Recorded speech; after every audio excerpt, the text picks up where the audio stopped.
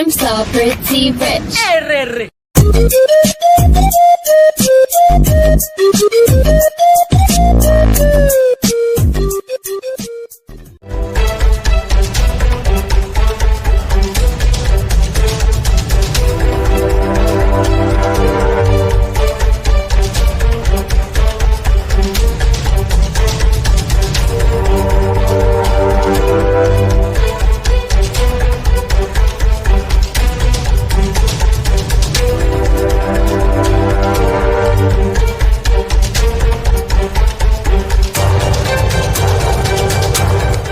Assalamualaikum warahmatullahi wabarakatuh.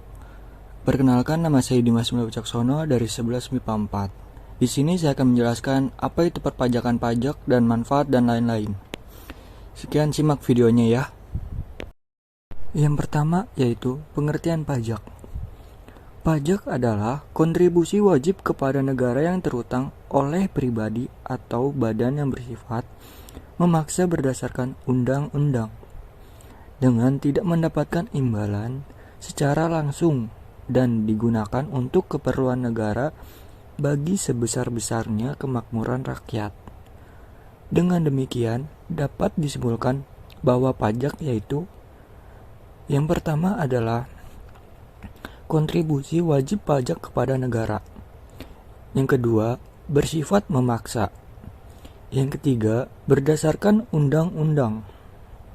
Yang keempat, tidak mendapatkan imbalan secara langsung. Yang kelima, untuk penyelenggaraan negara dan kemakmuran rakyat.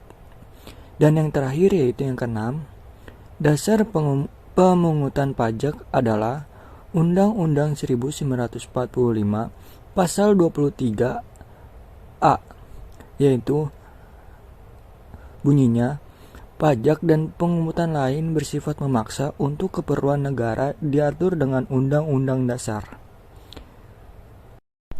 Fungsi pajak.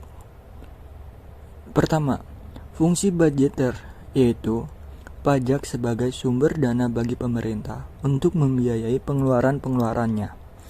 Yang kedua, fungsi alokasi, yaitu pajak harus digunakan sebagai sumber dana untuk pembiayaan pembangunan di segala bidang. Yang ketiga, fungsi distribusi, yaitu pajak dijadikan sebagai alat pemerataan pendapatan. Dan yang keempat adalah fungsi regulasi atau stabilisasi, yaitu pajak sebagai alat untuk mengatur atau melaksanakan kebijaksanaan pemerintahan dalam bidang sosial dan ekonomi. Manfaat pajak. Pajak merupakan sumber penerimaan negara. Tanpa pajak sebagian besar kegiatan negara sulit untuk dapat dilaksanakan. Penggunaan uang pajak mulai dari belanja pegawai sampai dengan pembiayaan berbagai proyek pembangunan. Pembangunan sarana umum seperti jalan-jalan, jembatan, sekolah, rumah sakit atau puskesmas, kantor polisi dibiayai dengan menggunakan uang yang berasal dari pajak. Uang pajak juga digunakan untuk pembiayaan dalam rangka memberikan rasa aman bagi seluruh lapisan masyarakat, mensubsidi barang-barang yang dibutuhkan masyarakat, dan juga membayar utang negara ke luar negeri, membantu UMKM baik dalam hal pembinaan dan modal. Dengan demikian, peranan penerimaan pajak bagi suatu negara menjadi sangat dominan dalam menunjang jalannya roda pemerintahan dan pembiayaan pembangunan. Di samping fungsi budgeter atau fungsi penerimaan di atas, pajak juga melaksanakan fungsi redistribusi pendapatan dari masyarakat yang mempunyai kemampuan ekonomi yang lebih tinggi kepada masyarakat yang mempunyai ekonomi yang lebih rendah. Oleh karena itu, tingkat merupakan syarat mutlak untuk tercapainya fungsi redistribusi pendapatan, sehingga kesenjangan ekonomi dan sosial dapat dikurangi secara maksimal. Aspek-aspek yang terkait dalam perpajakan. 1.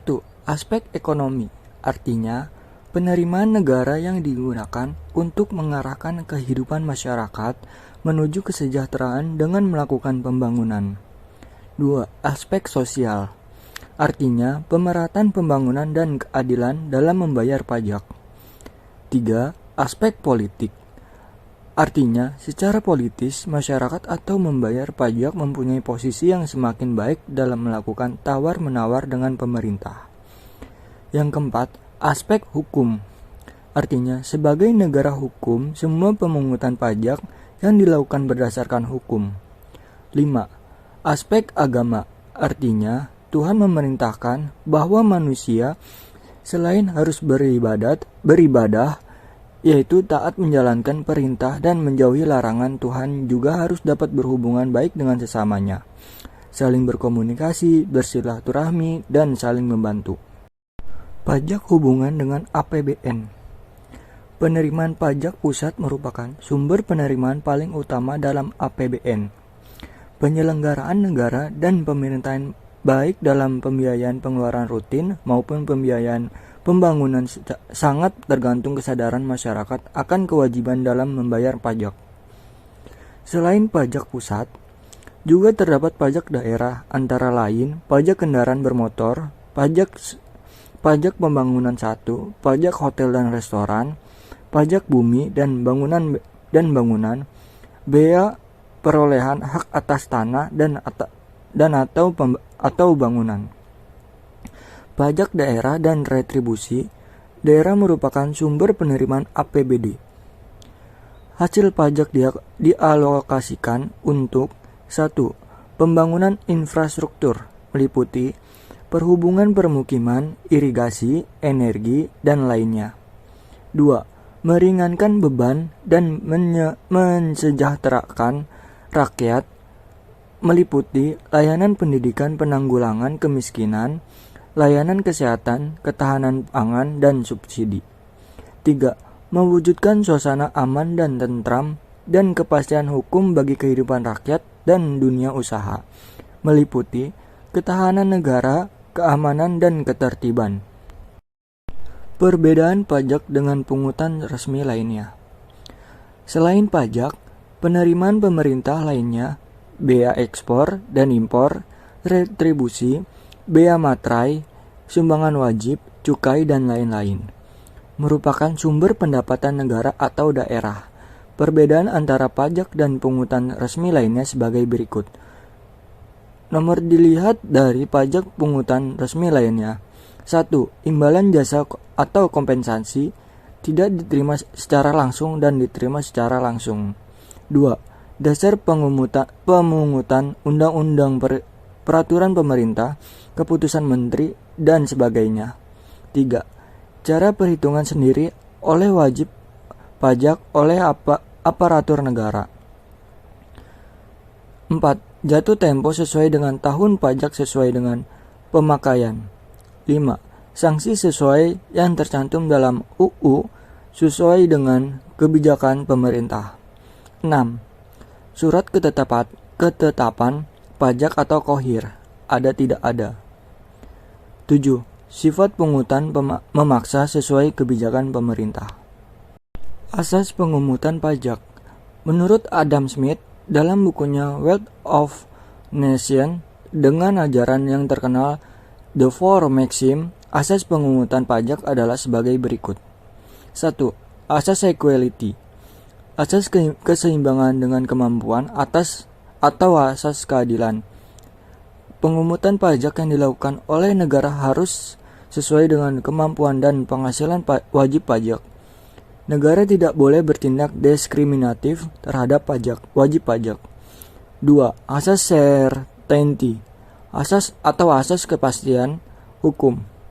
Semua pungutan pajak harus berdasarkan undang-undang, sehingga bagi yang melanggar akan dapat dikenai sanksi hukum. 3. Asas convenience of payment atau asas pemungutan pajak yang tepat waktu atau asas kesenjangan. Artinya pajak harus dipungut pada saat yang tepat bagi wajib pajak atau saat yang paling baik.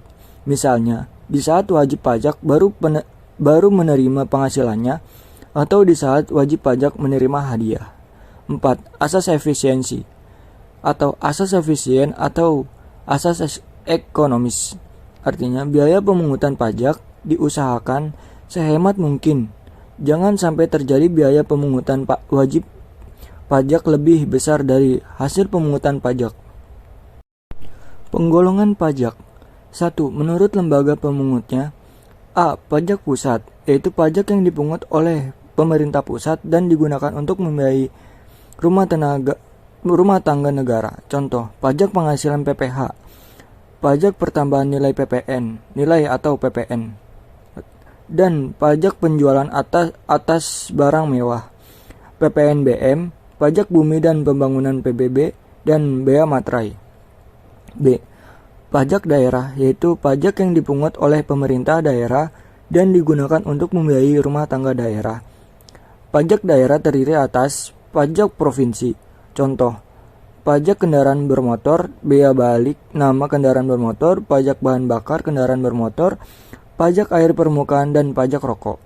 Pajak kabupaten kota contohnya, pajak hotel, pajak restoran, pajak hiburan, pajak reklame, pajak penerangan jalan, pajak mineral bukan logam atau batuan, pajak parkir, pajak air tanah, pajak sarang burung walet, PB, pedesaan dan perkotaan, dan pajak perolehan hak atas tanah dan bangunan atau BPHTB.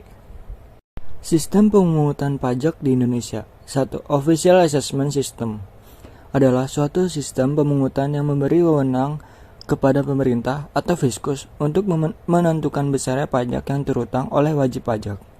2. Self-Assessment System adalah suatu sistem pemungutan pajak yang memberi wewenang kepada wajib pajak untuk menentukan sendiri besarnya pajak yang terutang.